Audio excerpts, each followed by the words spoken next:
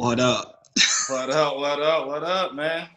Nothing much, man. So we're back for week two. I see people are coming in and probably wondering what we got going on tonight. Of course, it's in the caption, but then we also have a video that we're going to show you guys on what we're going to talk about tonight. So, of course, Eric Shelton here. We got Jamal on the other side.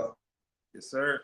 But we're gonna hop right into it. We're not gonna waste too much time. So we're gonna get play the video for you guys, and then we're gonna kind of dissect it, let you know our thoughts on it. And I guess full disclosure, y'all, these are our opinions. So don't come at us with any hate speech, any hate mail. Hey, we welcome it. But don't come at us tonight because I ain't answering tonight. So here's the video of what we're gonna kind of dissect on, and you guys can give us your opinion in the comments. I want to say this with the utmost respect, not just for the coach, but also for the athlete. Some of y'all coaches out here are chasing down pro cards for y'all athlete who don't even look pro ready. Y'all out there chasing down pro cards for athletes that you know for a fact cannot even stand next to the pros.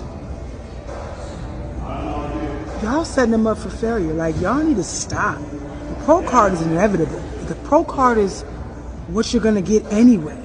Stop making default pros. Whew. That was a lot. That was a lot. Hey, but I was jamming. You heard the song in the background? They might take this off YouTube after they hear the music, but hey, that song was woo. But all right, so there's a lot to unpack in that video. Thank you, Robin. She tagged us in that topic. And Absolutely. So thank you for that, because we are definitely going to have, I guess, a long episode now to talk about it. But if anybody else have any topics like that, anything that they want us to talk about, feel free to send it to our inbox or tag us like Robin did. But what you got for us? Let's start it off. What you got on that statement? So I just want to break down what her definition of a default pro is.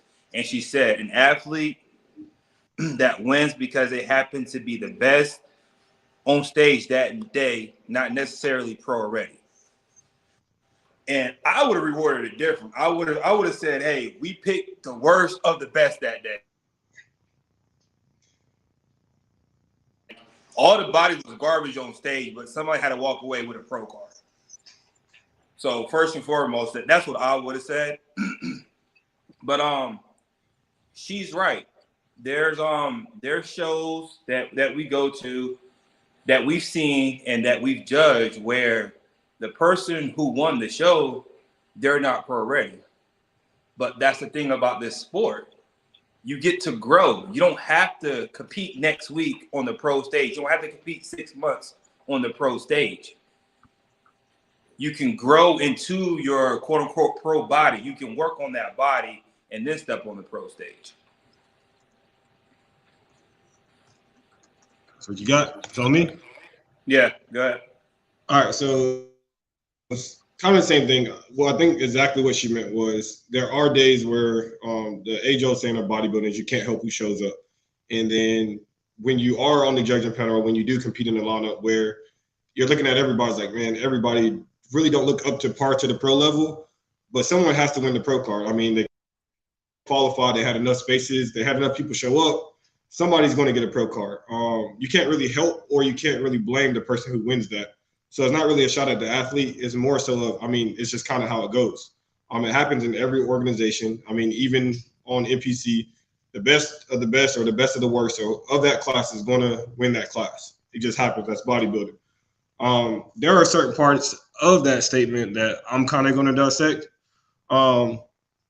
She did say some people, like coaches, are putting their athletes out there knowing they're not ready for the pro stage. Just to be honest, most people aren't ready for the pro stage when they first start competing. I talked about this with some of my athletes this morning. Bodybuilding is a kind of like an age game, like it's an age sport. More of your more seasoned guys are usually the guys who's winning these pro shows. So when you're a younger athlete, you're probably not going to be ready for another 2 or 3 years. And as a coach and as an athlete, I'm not going to show for athlete for 2 or 3 years until they're 100% ready to compete at the pro level. Like, we have to at least put you on stage to get your pro card. So that's the one statement that I kind of go against in that respect. Got anything? Oh yeah, I think I was keep talking. Nah, but also, the coaching is a business. We can say it's not all we want to, but coaching is a business. So if you have 15 athletes under you, you're going to try to put 15. Well, I'm going to say some coaches are going to try to put 15 athletes on the stage. Hey, the more pro cards you can attain, that's building up your resume as a coach. So if you see this one amateur over here that's looking for a coach, and it's like, well, Coach blah blah got 15 pros on his team, you're most likely going to go with that coach because the results are there. You see he has 15 athletes with 15 pro cards. And then the caveat off of that, some coaches know better. They know that some of these people shouldn't be on stage, but like I said, it's a business. The longer somebody's in prep, the more shows they do, that's money in your pocket because you're coaching. So that's how I look at that. Yeah. And to kind of go on that is I have another point that says managing expectations. As a coach, it's the coach's job to manage expectations. I know there's certain coaches that, we had close conversations with coaches behind closed doors. I speak to my coaches, et cetera, but it's like, you're managing expectations. There's certain shows where they're putting a pro athlete or an athlete into a show, and they're like, hey, our main goal probably isn't to win. Our main goal is to probably see what your best physique is or how you stack up. So managing the expectations of each individual, I think, is probably the most important thing of the statement, because let's be real. It's a given.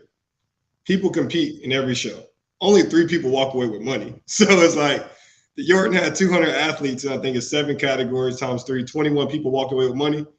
So you're going to say all 190, well, math was about a whole big lot off. But so you're saying about 180 people didn't deserve to be at the Yorton because they're not ready to stack up against the pros. You know what I mean? So I think it's just managing expectations. Like, I think everybody went to the Yorton for a specific thing. I firmly believe everybody didn't go there to win. Once they got there. But I think there's a vast majority of those people who did go to the Yorton to win or go to any pro show to win. But it's all about that coach and the athlete managing their expectations going into that show. Absolutely. And I think there's like maybe a 2% chance that an amateur can hang with the pros. You will find like maybe 1 or 2 a year that's pro ready to step on stage with the pros. No, that's a fact. And I think that I want to go back to the kind of the statistic that I had earlier about the age. Natural bodybuilding especially. I know everybody sees the enhanced realm and they say, well, these guys are, mid-20s and 30s and they're making it to the big titles and things like that. I hope these guys join, or maybe they can comment on this afterwards. But if I'm not mistaken, I'm probably the youngest Yorton men's physique winner. I know Marcus is older than me. Corkilla is older than me. I don't know how old Mr. Wade is, but then also who else was there? Mustafa. I think all of them are 35 plus. I'm 32. So if you're just putting it in that realm right there, it's like, this isn't something that, I'm going to be 26, which is very possible. But I'm just saying this is the age game. I don't know how old Magnum is by a specific age, but him and Levi, if I had to take a wild guess, they're not under 35. You know what I mean? So then people talking about, the next bodybuilding Yorton Cup champion can come straight from the amateurs at 27, 28. So you're telling me you should hold them off until they're 35 plus to compete against these guys? You can't do that. So it's just one of those type of things. Hey, listen, we ain't going to skip over the fact that you just trying to act like you a spring chicken out here. I think I'm the youngest that won the Yorton. Hey, I'm 32, bro. Hey, I'm young out here. You know what I mean? You are I'm young out here. You trying to act like I'm young out here, man. Out here. 32, man. Yo, that's wild, bro. That is wild. I'm 32 out here, man. Hey, those are facts, though. Facts is facts. Hey, facts is facts. Oh, man. All right. We got a comment. It says coaches can advise on show decisions and timing, but the ultimate decision because they are paying. How you feel about that? I want to say that one more time. Let me hear that back. Hear it back one more time. The ultimate decision is the client. She said coaches can advise on shows and timing, but the ultimate decision is the client's.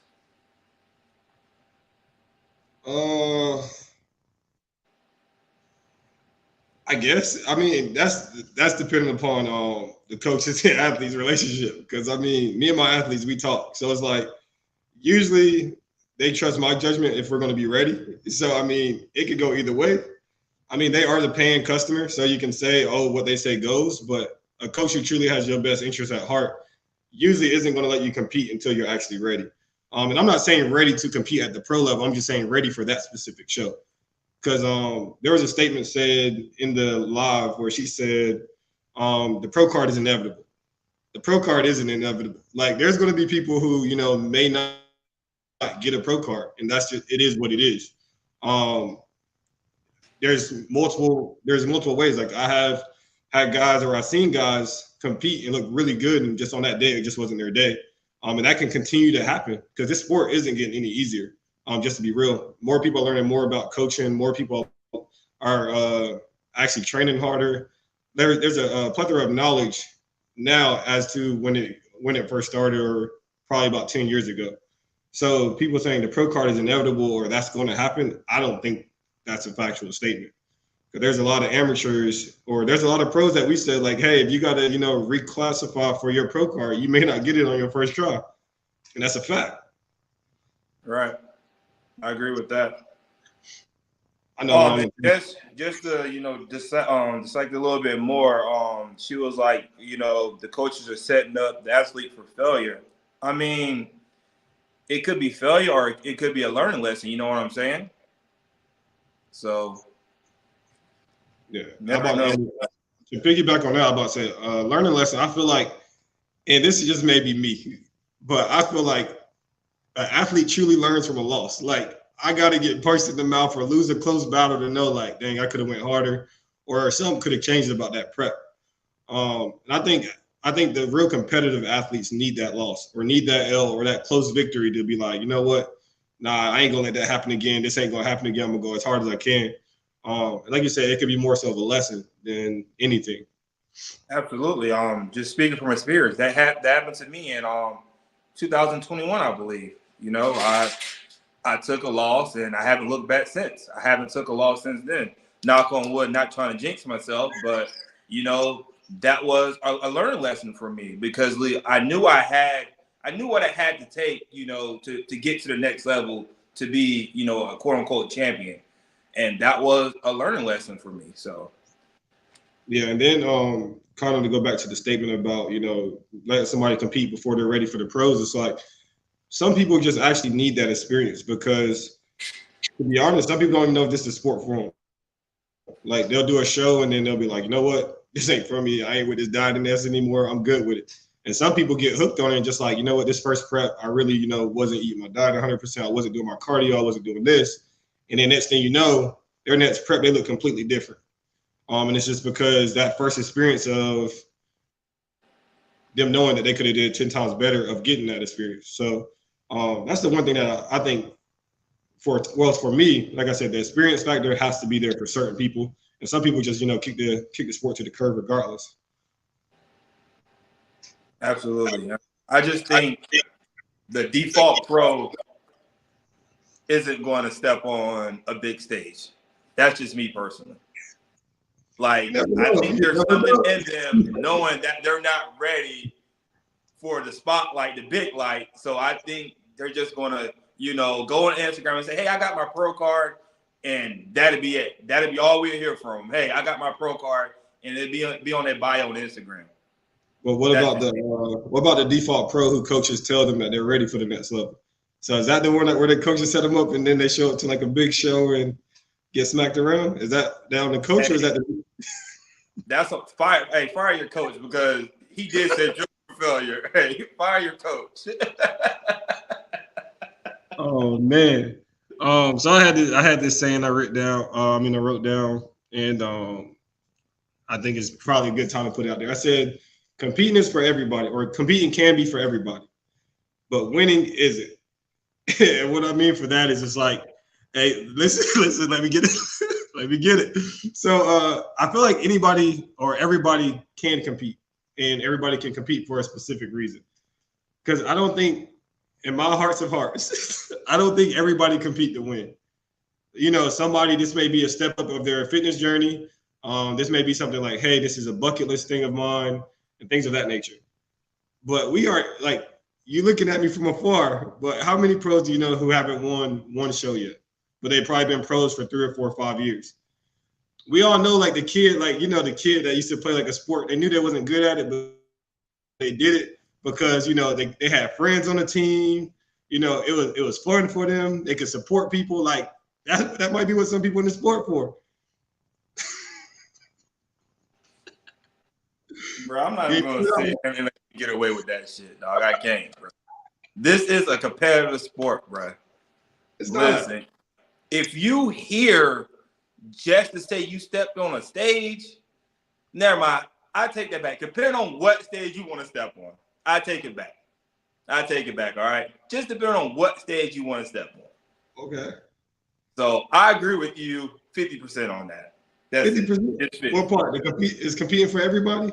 I feel like everybody can. Hey, we had that discussion. A head judge said that on this show. He said competing ain't for everybody.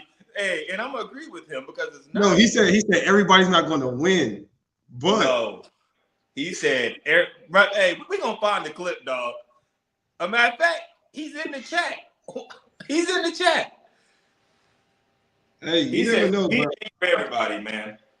I feel like some people do this, you know, for the camaraderie, for the friends. You know, they meet people, the network. I feel like that's what certain people do it for. You never know. You never know. We'll do a poll. We'll do a poll. Don't worry. We'll do a poll. Eric, you've been competing for what? 5, 6 years now? Somewhere about around 7 years, sir. 7 years, sir. Yes, sir. All right. Let me get my face straight. Hold on. No, listen. How many people can you actually call your true friend in this sport? You've been competing for 7 years. In this sport? In this sport, yeah, you said some people compete because they friends and blah, blah, blah. Bro, most of the people we come across in this sport ain't our friends, bro. Hey, some of them are cool, though. Being cool and being somebody's friend is 2 different things, dog. Like, what are you talking about right now? we're not talking about us. We're talking about other people who's doing this sport, who meets friends, who's networking, and doing all this other stuff. Like, think about it this way. Everybody their friend, then they are naive. They networking, right? No, look, think about it. Think about it this way. You could probably go somewhere and all about, let's say, I'm gonna be on the low side. On 20 states, you could probably go to 20 different states. And then somebody would be like, you'd be like, yo, what gym should I go to in this state? And then somebody gonna hit you up that's in the bodybuilding community, be like, hey, yo, bro, you should check out my gym. That's a network. You building a network, the camaraderie, like that's cool, right? I pointed out when you said friends, you used the friend term too loosely. That's all I was pointing out. That was it. Hey, but let's get back on topic. Default Pro, bro, because you done got me all over the place. Hey, we looking for that viral moment, man. You should have went straight cat on them for us. God, no, man. I'm trying to get it out of you. You ain't let it happen. All right, so what else you got? Hey, man, that's really it, honestly. All right, cool. All right, so for mine, I had a few, but like I said, most people aren't ready for the pro stage, and it is what it is. I mean, that's probably why they're classified as amateurs, to be real. I know my very first show, and I can speak from experience. When I first went pro, I think my first pro show, I got 5th out of, I think, 12 or 13 people, which, I mean, some people be like, oh, that was good. And I think the 4 guys who beat me, they were all like great guys, solid guys. I remember all 4 of them. I wasn't ready though. And I mean, I could try to blame it on all the outside stuff, but my body wasn't ready. I didn't know enough. And at that moment, I didn't have the right proper support system. I ain't had the right people telling me the right stuff. I ain't had the right coach. So then after that, I mean, I think my very next pro show, I did the Yorton that year, and I placed 7th out of, I think, 30 people. Granted, still wasn't Damn, ready. boy, you got your ass whacked. Hey, bro, that's still top 10. You feel me? Top 10. Hey, y'all, there's still hope for anybody out there. But nah. So I got 7th out of I think it was 7th out of 30, which I felt like, I had to see the good and the bad. But then, like I said, the wrong support system, everything else. But it took me literally a year, or I think a year and a half. I got with my new coaches. In 2019, I placed 2nd at the Yorton. That was the only pro show I did that year. So I think most of the time when people first go pro, they're not ready. Because let's be real, if you're in classic, you're going to have to compete with the density that Jamal had, the muscle maturity that Jamal had. You compete in bodybuilding, you got to compete with the size and all that other stuff. But the thing is, like, everybody compares themselves to Magnum and Jamal, etc. They compare them to them, but they're the rare person that's at the pro level. You know what I mean? There are other pros that you can stand next to. Let's be real. There's some pros that ain't ready to stand against pros either. Let's be real. I agree, bro. Like, listen, I agree with you wholeheartedly on that, bro. Because I seen some pros, and they might be these default pros we're talking about, and like you see them, you're like, bro, like how?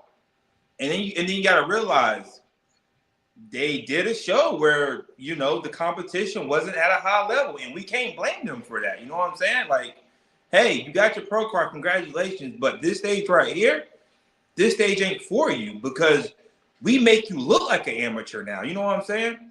So, yeah, I mean, the worst thing you could do is be at a big show. And I mean, we seen it, we heard it, we heard the remarks. When we sitting in the stage, they be like, yo, why is he here? Or like, how did they get here? Like, they trying to figure out what show they went pro at and how they qualified. But it is what it is. And that's why I said there is levels to the pro stage. You know what I mean? Because every pro stage you step on isn't going to be stacked. And we already know that much. Because there's a pro that's going to look amazing on this stage, and then you step on this big stage and you're like, you just look like another body or a contestant. You don't even look like a competitor. You look like a contestant. Like, you showed up and that's like, oh man. But we seen it. And I think at the end of the day, it kind of roots back to what we talked about last week about the different things you need in your corner. Like, the right support system is going to tell you what stages, or if you're ready for that stage or if you're not ready for that stage. But if you're just saying, hey, I want to do this, just do it. Hey, more power to you. I hope your coach is going to, guide you that way to do that as well. Right. All right. So I have a question over here. That's why I'm looking this way. So it says, so what do you do if you win pro at a lower level, but would like to look like you belong? That just comes down to show selection. I mean, like I said last week, you might want to compete in the front half of the season if you're a new pro, because if you compete in the back half of the season, you're going to get your head knocked off, because that's when all the top pros come out in the back half. That's where the money is at. So they're coming out to get the money. So if you are an amateur that just earned your pro card and you want to get on the pro stage, hey, do it before August.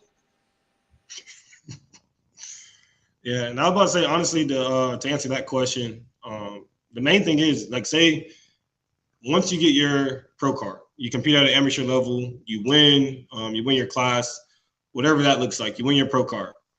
Then boom, like, assess your body to the next level. It's like, hey, am I ready to compete at the next level, or do I have lagging body parts? What was my critiques from the judges? What is the things that me and my coach both said that we have to work on? Like, if you have a laundry list of things that you got to work on, then hey, maybe we should take some time and improve before we go to the pro stage. And the good thing about it is, most of these shows, it's like, I mean, if you want to compete at the biggest shows, I ain't gonna say it's not hard to compete there. Most of them you don't have to qualify for, but if you do have to qualify, the qualification system isn't super hard. So it's like, take the time to improve, so then that way when you get to those bigger stages, you look like you belong, as to the person who just came to be a placeholder, or the person who may not place and pay their money to not take anything home. Hey, somebody said, y'all done put some fear in my soul. Hey, don't be scared now. Come on out. All right, so I got another comment. Actually, Robin hopped on my live over here, so I'm going to read her comment. She said, exactly, I blame coaches they know their athletes are nowhere near pro ready, and they are preaching pro cards just to say they have it and then sending their pros to the wolves. Hey. You gotta eat somehow, right? Hey, send them to us. And I mean, but to kind of speak on that comment, like the thing is, the athlete should have to have that trust in their coach that their coach wouldn't do that to, honestly.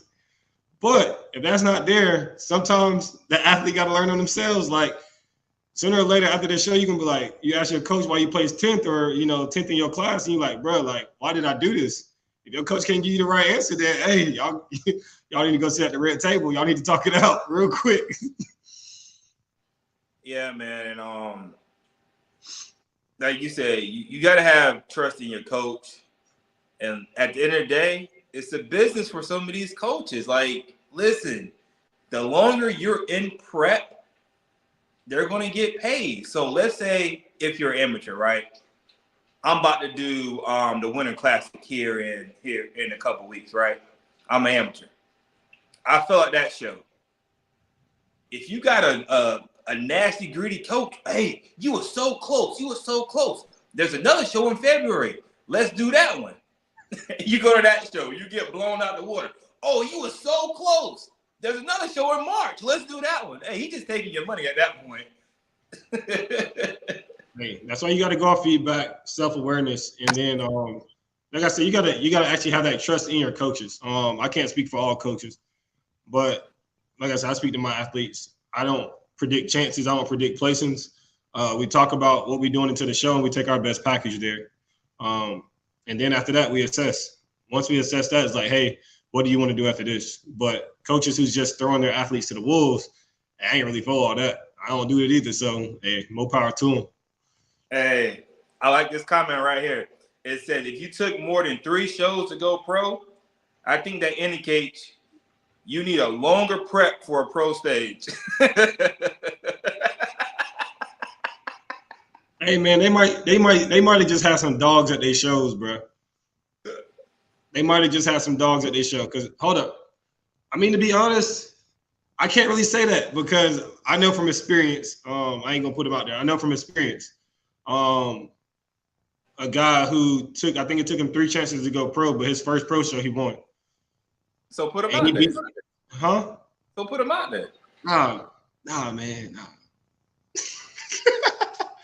Nah, that's my dog, D Jones, my guy. I think he took 3 chances to get his pro card. But one of them was due to posing. I think the second was maybe posing as well. And then his third show, he went pro on the amateur level at Richmond. And then we went and won Buford last year in his pro debut with some dogs. So those are too small to posing. Like, okay, that's the easy fix. And listen, I'm not taking anything away from your athlete, but as I stated before, he competed before August, correct? Hey, it don't matter. Okay. Hey, there's just a little bit of validity to my statement. Just a little bit. So then we have Robin said the feedback grow this year, grow that, which means they need longer off seasons, yet they come running back. Hey, that growth thing, hey, people don't know how to sit down, and that's on them. And their coaches aren't forcing them to sit down. I know my coaches, they speak very firmly about what they think we should do. So then it's ultimately like if I say I think that's just like I said, client-coach relationship. If your client don't trust you enough to sit down, then maybe you just ain't the coach for them because you're trying to advise the best thing for them. There's another comment. The sucky thing is that it is inevitable that an athlete will get better if they truly need to keep dieting. So even when folks are losing, they feel like they're getting better. And technically they are. You need me to run that back? It's processing. Even when they're getting better. So in that regard, there is a term of prepping for too long and over dieting, and I mean sooner or later you're going to bring the same package, whether you feel like you're getting leaner or whatever that looks like. So if you started in February and you did probably 4 shows throughout the year, and you've been dieting the whole year, you're probably not even bringing a fresh package. Some people, and 9 times out of 10, I know I do. I've seen other people gas in the middle of the season or at the end of the season, and 9 times out of 10, that body you're bringing to that 4th or 5th show probably isn't your best look. Your best look was probably somewhere in between the 2nd and 3rd look, to be honest. You got anything for that? I'm just hung up on the last part. Even if you're losing, you're getting better. So basically, they're saying that their body is starting to, like, their body's looking better over time, but they're still not winning the shows. So they're still not placing first, but they feel like their body getting better over the time that they're dieting and prepping and lifting weights. Okay. Well, don't do any more shows. Sit your ass down. Let your body continue to get better, and then try it again. Yeah, I feel like a fresh look is always there. The year I did 6 shows and then I came back and did 2 shows.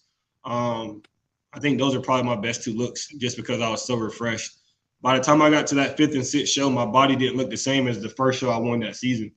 And that's just because that first season I did a 20-week prep, and then we're talking about prepping for the rest of the 365 days of the year. Like, my body was so trash by the end of the season. Yeah. I think that was the year I got 6 at the York or something like that. Yeah. Like, it wasn't no good. That boy got drugged. Hey, man, I'm speaking from experience. I be losing, man. I be out here losing, bro. All right, so you got any more comments? I'm gonna pull up our next topic for next week. Nah, we can go ahead and segue into that because I think that's gonna be a good topic also. So, all right, cool. So we have a topic sent to us this week. So this is what we're gonna talk about next week. It's basically saying the value of a pro card from federation to federation, tested versus non-tested. So we'll be talking NPC, IFBB, and actual organizations next week. And then also athletes that win a pro card at an amateur level who have not competed in a pro show. Are they still an amateur? Would you classify them as a pro since they only competed against amateurs? Yeah, that's the main thing. So that's gonna be that's a lot.